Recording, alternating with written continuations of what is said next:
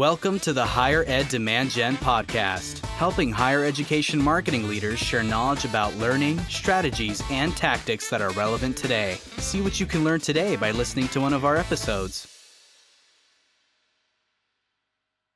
Hello, everyone. Welcome to the Higher Ed Demand Gen podcast hosted by Concept 3D.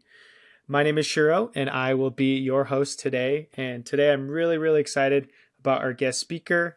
We're going to be talking about how to increase your website conversion rate by 128%. And our guest speaker today is Joel Goodman. He is the principal and CEO at Bravery Media. Welcome to the podcast, Joel. Thanks, Shiro. Great to be here. I recorded my own podcast earlier today, so this is podcast number 2 recording of this fine day. So hopefully I've got enough to say still, but thanks for having me on. Really excited to chat with you.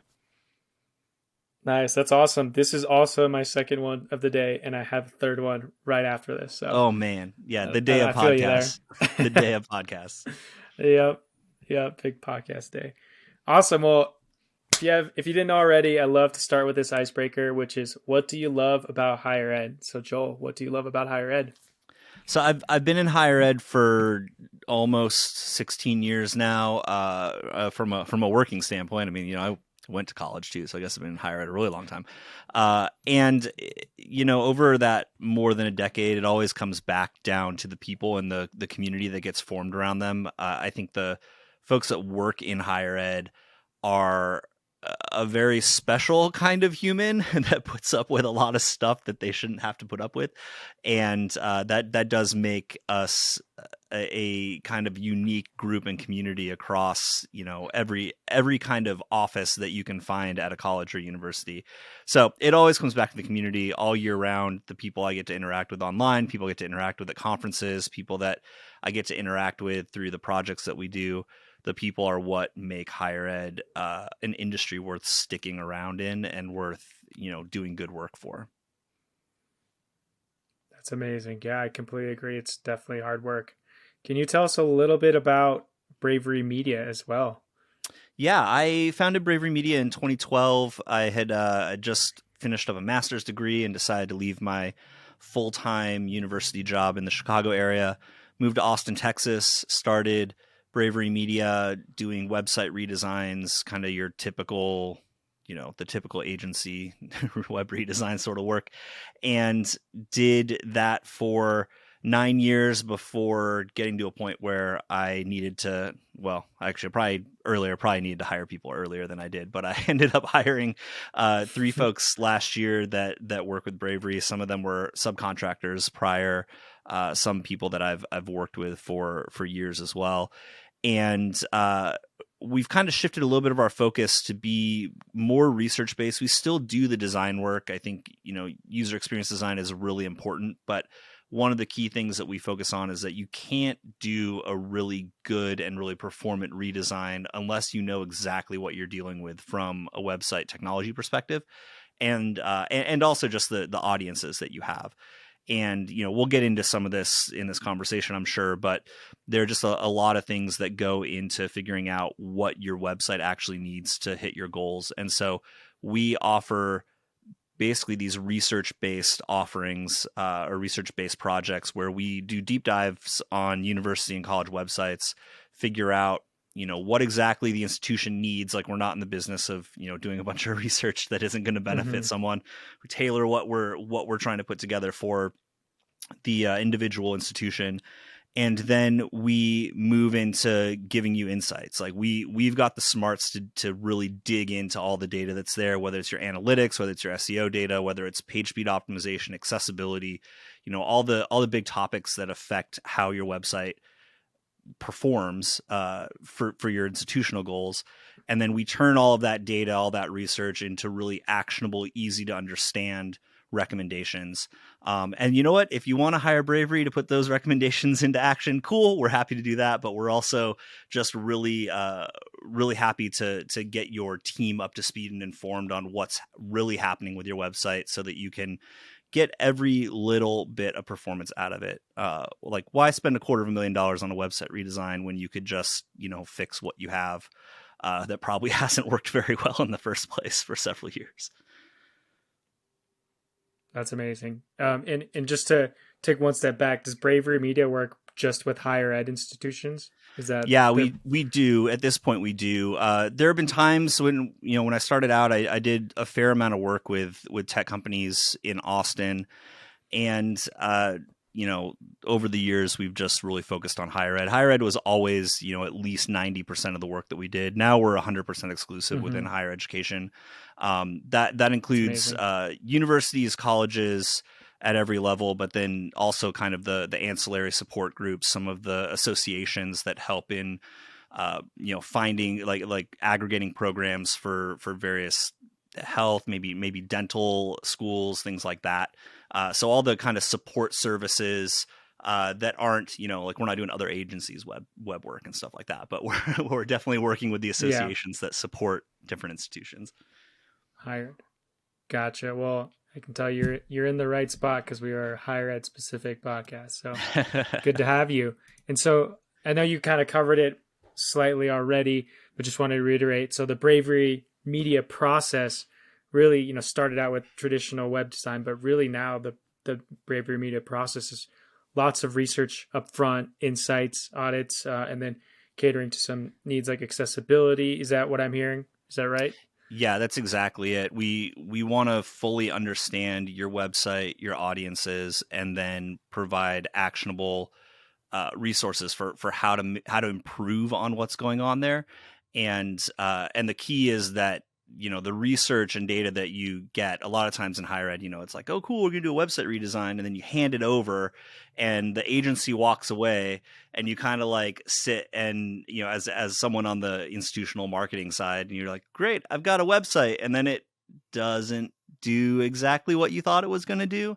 And a lot of that isn't down to necessarily the website was bad or the thing that was delivered was bad. It's around not having the institutional knowledge to continue the actual research and improvement on top of it, right? So like for instance, Concept 3D, uh thanks for having me on Concept 3D.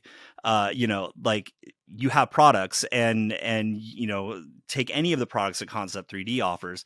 Y'all don't sit internally and just like build a thing and then not do anything to it in the future, right? You don't just like let it sit there and like look at your Google Analytics and say, oh cool, we got our bounce rate is lower, or people are spending more time. Like some of those data points do affect decisions that you make, but you go out and you do user research, you get feedback from your clients, from the colleges and universities that you're working with, and then you incorporate that feedback to make your product better.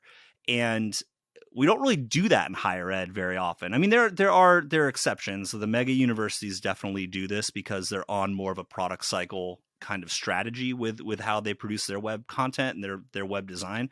But you go to a regional small institution, it's build a website, put it out there, and then like content maybe gets looked at, more regularly than anything else. And then, the emergency, oh, the president needs this web page up for whatever sort of reason. We're trying to take a step back and instill this process of research first, research in the middle, research at the end, and put all that into action to constantly optimize your website. That's great. And I mean, those mega schools probably aren't the ones also struggling, right, with enrollment cliff and issues. And so it like they're the ones doing the right thing, but they don't have the same issues that some of the schools, the regional schools, smaller schools have. And Definitely. they're the ones that need to be really emphasizing and working on. I like your analogy of like constant improvement on the product of which is their website. Yeah. I like that analogy there. I think analogy is the right word there. I'm not sure. Great, awesome. And what kind of goes into some of this research? You said the three R's: start, middle, end. Yeah. Research. What kind of goes into some of this work, just so you can get an idea of it? Yeah, we have a few different levels that we offer. One of the kind of where we start is with a needs assessment. We want to go in with a client and talk to them about what their needs are, because sometimes a college or university marketing office might think that, oh, SEO is the big problem. We're not ranking really high on search engine result pages. Okay, but maybe that's not your technical SEO that's making that happen. Maybe it's your website pages are loading really slowly. Maybe it's that you don't have a very solid content strategy that you're keeping up with. Maybe there's just a governance issue internally. And so you can't really manage all the different content and design and everything else that's supposed to be going out on the web. So if we can sit down and talk and figure out like what your needs actually are, you're not going to pay a ton of money for a bunch of stuff you don't need, right? We can kind of help you figure out if the thing you suspect is the thing you need actually is the thing you need. So from there, we will do things like usability research, depending on, what it is. We'll do deep dive technical research, looking across all your content and doing audits on how things are voiced, how things are written, how things are organized on information architecture side of things. We'll go so far as to deliver we'll go so far as to like actually dig into your operations and figure out, do you have the right staff? Do you have the right people on your team to execute the things that you need? Are you making specific enough decisions around goals, or is everything kind of vague? Do you have a lot of leadership transitioning that makes your goals kind of moving targets? And can we fix some of that stuff? So, a lot of the research goes into that front end audience side of things, but there's an equal amount that I think normally gets ignored in the process of, are your operations actually working well? And if your team can't support the things that need to happen from a front end standpoint, it doesn't matter how much research goes into like who your audience is if you can't attract the audience because you don't have the right people in place, or you're underfunded, or you're stretched too thin, or you don't have the focus. It's not as valuable to spend the money on researching that sort of stuff. So we cover the gamut. Yeah. It's a lot of front end usability, SEO, typical technical stuff. And at the same time, we look at what structures are in place to support the operations of optimizing your website going forward. Absolutely. Yeah. And I know you covered a ton of different elements there depending on the different needs, but are there like key insights or metrics that you kind of first come into to help support, what direction you want to go? And the flip side of this is for our audience, like what are some of the things they should be looking for? I know it's hard to paint everything with a broad brush, but are there things that really you're seeing maybe some alignment or continuity across several of your clients? Like, hey, this is like the stuff we looked at first and determine the next steps. Yeah, definitely. I think there's a pretty common grouping of, what we would consider low-hanging fruit sort of stuff that any college or university could do today. I think a big part of that where we start is looking at how fast does your website load. There was several years ago, there was this trend of putting drone video footage on every homepage of every college website in the country and probably internationally. And that's fine, but does that video serve an actual purpose other than just slowing down your homepage load times? Because we know that for every second or it's every like quarter second under 3 seconds, I believe it is, your conversion rate just drops like exponentially. And so like if your website is loading at 6, 7, I've seen homepages that load in 25, 30 seconds. And these are newly launched websites with big name agencies that, like look pretty good. But, if you're loading in 20, 30 seconds, you're effectively cutting off your conversion rate optimization potential at its knees. People aren't going to stick around for that long to wait and see if your website is, is worth visiting. And, that's even worse on mobile. Like people on slower mobile speeds, a lot of times we like to say that if your website is slow on mobile, that's actually an accessibility issue, because accessibility goes beyond folks that, that have specific needs for browsing your web content. It goes to people that live in rural areas that may still have dial-up connections. Those people exist. Or people that live, in urban areas, but still are on like, pay for data, 3G, mobile phone data plans that, is their only way to get on the web. if you're not loading quickly for those Mm-hmm. people, you're kind of leaving money on the table and you're not fulfilling that promise of higher ed. So page speed's a big one. Like that's a pretty easy thing to look Right. at. You can, there's free tools to run your web page through to see how quick or how slow it runs, and it'll tell you exactly what you need to fix. Second to that is your journeys on your website. I think we find a lot of times what I like to call black holes, where you want to emphasize, say, like a student story. That's great, cool. Student spotlights, wonderful. But when someone clicks on that student spotlight and they get on a page that has no other link to, say, the related program, the actual marketing goal that you might have with that, if they get lost in your site because there aren't obvious paths back to where you want them to go, that's a huge issue. That's a conversion rate issue. That's just a user experience frustration issue. Fix those things. Like, it's the internet. It's the web. You can use hyperlinks in your content. Like like link to the program that this student is a part of. It's fairly obvious stuff, Right. I think, anyway.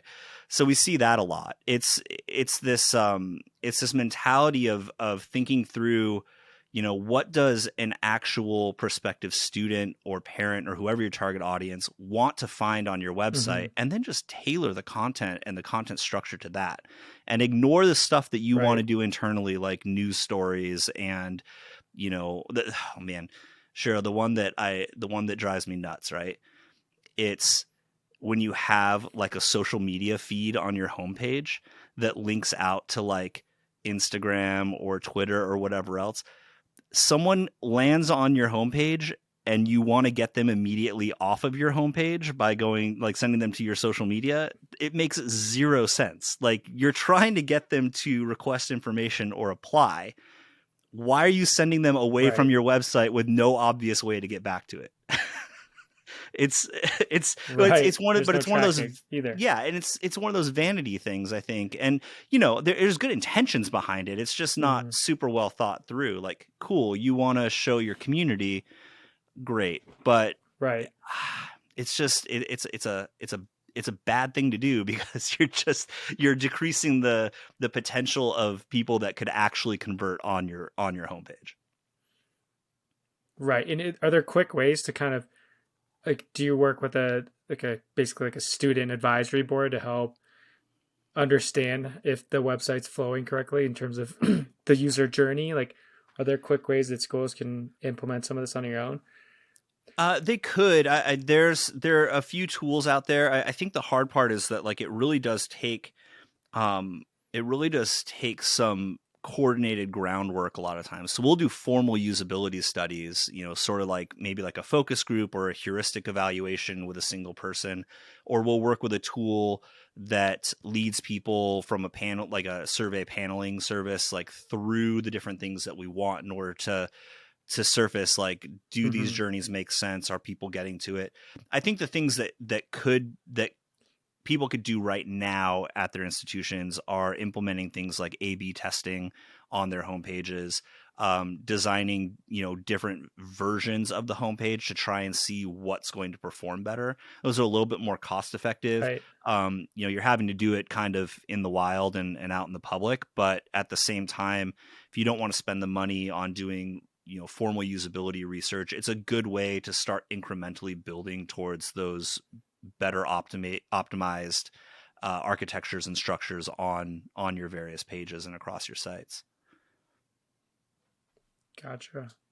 I love to talk about more of like what happens if you implement all these good practices, right? And I'll go back to the intro where I talked about how you can really increase your conversion rates by 128%, which is a case study on your website. And I'd love for you to tell us a little bit more about what you were able to achieve here. How did you get to that conversion rate, right? Like, yeah, being very specific here helps, I think, because it helps provide some context and mental visualization, at least, on what, how we are able to increase those conversion rates. Yeah, definitely. So in 2018, we got a contract with National University in San Diego, and a lot of people have heard of National University now. Back then, I mean, this is not that long ago, it was just a few years ago.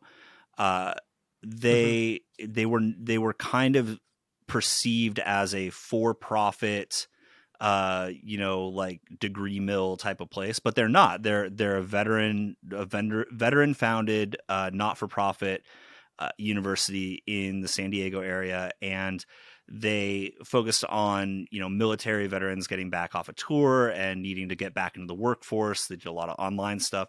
So we were kind of tasked with helping fix some of their web design in order to make it feel like a the legit university that it actually is. And Right. that design has changed at this point, so don't go to National University's website and think that we did that, because yikes, I'm not a big fan right now. But the work that we did in 2018, essentially what I did was started out internally figuring out what the goals were. What did we need to do? What did we need how do we need this website to perform? What were the hard numbers that we needed to hit?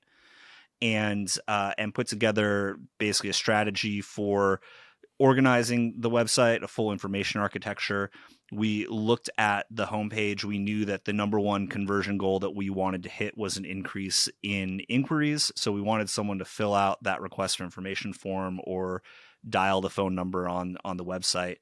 And the strategy for National University's internal admissions team and marketing team was to try to respond to an inquiry within, as fast as they could. So basically, I think at one point they got the number down to within 30 seconds. I think it was actually less than 30 seconds, where they were calling back, following up with an inquiry immediately. And that was how they would convert someone from an inquiry to an actual applicant, right?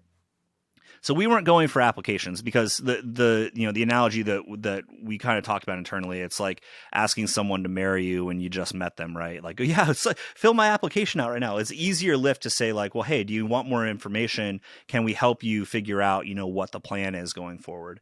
So we did a lot of work with copy on the page to make it feel not like, just like request information. It's prompts with a question saying, hey, are you ready to take the next step? Or do you want more information about this thing? Fill out this form. Mm-hmm. So working with how the copy worked on there, we really helped in kind of improving some of this stuff. We made sure that the design was engaging. They had really good photography. We were very specific about how we set up a narrative on each page to lead people and kind of build the case for requesting information. So, if the homepage find a program wasn't the thing that they wanted immediately, which is like for 98%, 99% of visitors is the number one thing they want to know. Do you have my program? If that wasn't the thing, cool. Next step on that page was backing it up with, here's some social proof. This is how we know that what we're doing works. If that convinced you, cool. You want to request information? Nope. Okay, cool. And just like kind of building that case all the way down the page. And eventually then the team at National University put in place, A/B testing, a whole bunch of analytics data. They had a great team internally that was parsing through all this data and making decisions, but they focused very specifically on making sure that they would test the multiple designs that we did, and the ones that performed better, even if it was by, a marginal percentage, whatever performed better, that was the design that they were going to go with. They'd continue testing, but they would give it the time to perform that they could. So by implementing this redesign, I think we took about 6 months to do the design. I helped them hire an internal dev team. Their dev team built the site out. When they launched it, they saw an immediate 128% increase in conversion rates overnight. Earlier, I mean, even when I just first got there, we had made some subtle tweaks. We had basically just put a link to their program list in the hero on the homepage. And that increased their conversion rates by 30%, like right off the bat. Like really easy things. It's okay. So you asked for specifics, right? The main thing is know what your audience, your visitors are looking for, and give them that. Like if you know that finding a program is the number one thing that a prospective student wants, don't put it at the bottom of your homepage. Don't bury that within content. Give it to them right away, because they're going to click and you've hooked them. They're going to start getting into that content. If you know that financial aid and cost and tuition is the second most important thing, put that high up in your homepage hierarchy so that they don't have to hunt for it. People don't have the patience to look for stuff. Don't assume that they're just going to engage with the content you put there because you think it's cool and you want them to. You need to give them the content they actually want. That's the whole secret. It's it's not a secret. It seems pretty obvious, but that's the whole key to all of this, right? It's people come to your website to get something done. Give them the things that they want. Help them get that job done. I have a question for how you do this, but real quick, I have a message from our sponsors before this. So our sponsors are Concept 3D. And so if your school needs an updated interactive map that's accessible, a virtual tour that's also accessible, and a centralized events calendar, please reach out to concept3d.com. We are working towards full digital accessibility on all our platforms, and we think we have the best golden standard on each of those solution stacks. And so now I'm ready for the question ask there, Joel. So you said, given the content you want, right? What are some quick ways that you can actually figure this out? Is this... Do you go into Google Analytics and you look at the top 20 viewed pages? Is this how you start this process? How did you know with National University, we're going to add the list of programs to the top hero, and then we'll immediately, I guess you wouldn't know the results, but how did you know that you should start there? Yeah, so we had a couple of data points that we leaned on. I think industry wide, it's pretty well known and pretty standard that we know people are looking for program information first. There's a lot of data from a lot of schools and a lot of agencies and a lot of research groups that kind of prove that out. So if you want to validate that that assumption across the industry with your own data, look in your Google Analytics, make sure that the search bar in your website is hooked up to Google Search Console so that you can see what search terms are being searched, or if you have another search product installed, go into the admin panel where it lets you kind of look at what those terms are, right? So looking at those terms, you can kind of start to suss out what things are internal searches, right? People searching for academic calendar or faculty directory or your intranet or, whatever else, filter all that stuff out. Right. Look for those terms that are similar to each other. Sometimes people are searching for program or programs, or maybe it's a specific degree title or, something like that. Maybe it's, for financial aid type of stuff, there's so many different terms that could be in there. There's tuition, and there's misspellings of all those terms too, but there's tuition, there's costs, there's fees, there's, all these different terms. So essentially group those together and act like, they're kind of the number one. So I think the hard part with search terms internally on your site is that if you're like most institutions, your search volume's 3% of your visitors. It's not very big. That's a whole other topic that I want to talk about at some point, but search is a weird thing right now. So the next valid point is to jump into your Google Analytics and see the entry points that people are getting to. Not just what pages are being visited the most, but what pages are people entering on? Because if they can't find it on your website, they're going to be probably searching on Google, and Google's going to help you kind of track that sort of that entry and exit point if you're running Google Analytics, which it's an assumption, but everyone is pretty much running Google Analytics. So if your entry pages are academics or programs, whatever those pages are that house your program content, then that those are the popular pages, and you can kind of infer from that data that people are looking for that stuff. The entry data and exit data is just really fun for connecting dots between, what pages aren't working, where are people getting lost in the journey. So ignore your bounce rate and look at where are people coming in and where are they exiting, and how does that match up to what actions you want them to take further on. So that's kind of where we started out, right? And then you experiment. You do an A/B test. You decide hey, we think our hypothesis is that people are looking for program pages. So what can we do about that? Well, move that up the hierarchy on your homepage. I think the key here is to not view your homepage as some sacred being that cannot be touched and cannot be experimented with, except for like switching out that photo in your hero slider or whatever. It's something that should be optimized and should be experimented with and should be tested out, because for a lot of people, it is the first place they land. And if they can't find the things they want, you've lost them to Google. And then, like, if they're really persistent, maybe they'll end up landing on a program page through a Google search. But it's better to just capture them on your site and keep them there and tell your brand story. Definitely, absolutely. And I'm trying to think of the best way to phrase this question. Do you think that this emphasis on continuation to improve processes is just like not a part of the higher ed website culture, like of the web teams, or like? That's a great question.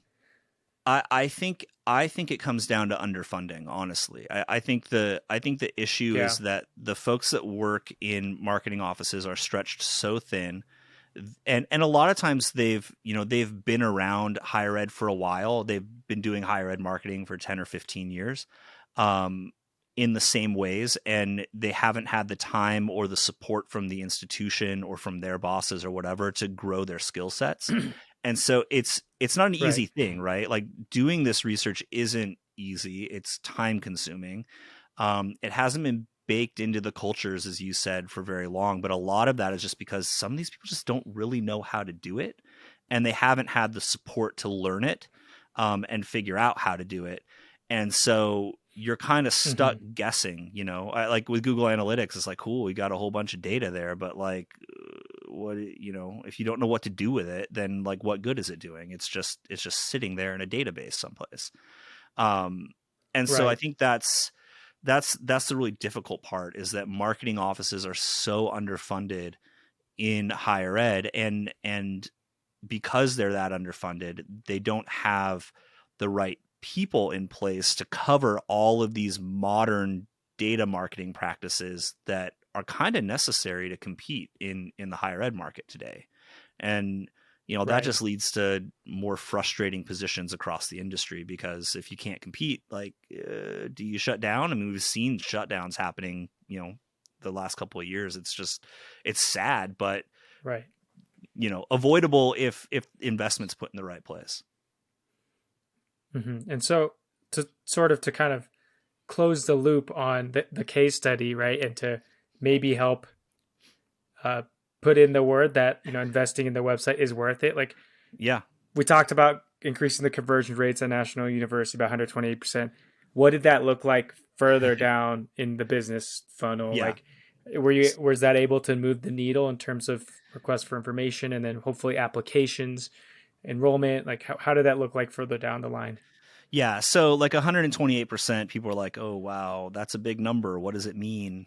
I got a call, about a year after, from my contact there, saying that the latest numbers that they had were that the work that we did, combined with the work that they did internally to do more testing as, after we left, but the design work and all the strategies set the foundation for them, generating somewhere between $8 and $10 million in new revenue in that first year. And the design stuck around for a few years. Wow. And so no doubt it continued to generate cash. But then, I think the other thing there is like, $8 to $10 million. What does that mean? And a lot of people that I talk to at institutions don't really know what that means. And especially in a marketing office, like, you're not really privy to what that does across the rest of the institution. Right. So the other way that we try to talk about this, and the way that it was voiced to me, was that our work paid for itself in 8 days. And I, I asked people, like, when was the last time you did a website redesign project and you could say that 8 days after it launched, like, you were free and clear of that investment you put into it, and everything else is just profit, I mean, profit, but profit's a different thing, but like the rest of that is revenue. Like, it's pure revenue that isn't having to go back to those costs that you invested in actually doing the redesign. And so that, to me, that's a big win, because you don't hear those numbers very often. And we were Right. super excited. It's nice to have that validation that all the work and knowing that the front loading that research, working with a team that does have those research practices put in place was something that paid off in the long run, both for us and for the university. Right. And it's not like something like in-person recruitment marketing that you have to spend those same dollars, with Right. inflation every year. It's, something that you've sort of built and you continue to iterate, but that base has at least been created. So it's not like it's something that has to be done every year. It's something you can build upon. So I think that's something also to mention and point out as well. Definitely. That's amazing. Yeah. I mean, personally, we've invested in our website. We're obviously a higher ed tech vendor, and the improvements we have made have just get more for what we already had. Right, we're increasing conversion rates, and it doesn't go away. We put in a lot of the work up front, and again, like you said, we have to continue to optimize so we don't fall behind. But that optimization process is much less than the initial time and investment it takes, which is usually the hardest part to get higher ed 100%. institutions on board, if I'm not correct. Gotcha. That's great. And so, yeah, maybe hopefully to our listeners, like if, making all these improvements on your website and can pay for itself in 8 days, it's something to really think about and start really talking about is conversion rate optimization, which is, I think, a key focus area Bravery Media helps out with, right? Yeah, definitely. And it comes down to, CRO as a term, comes out of e-commerce for the most part. And I get it. Like there's, right. there's iffy feelings around like, oh, do we want to do e-commerce stuff?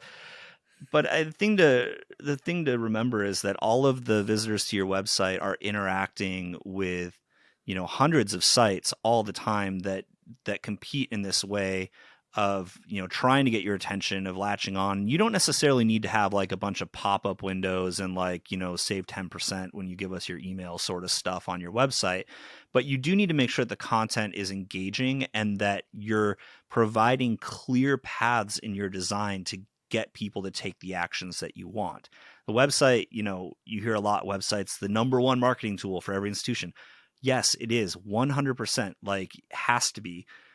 You can't just let it sit there and be a brochure or a magazine for your programs. You have to really leverage it, harness the power of that marketing tool into something that is generating money for your institution, is generating students for your institution, is generating notoriety for your institution in the best ways possible.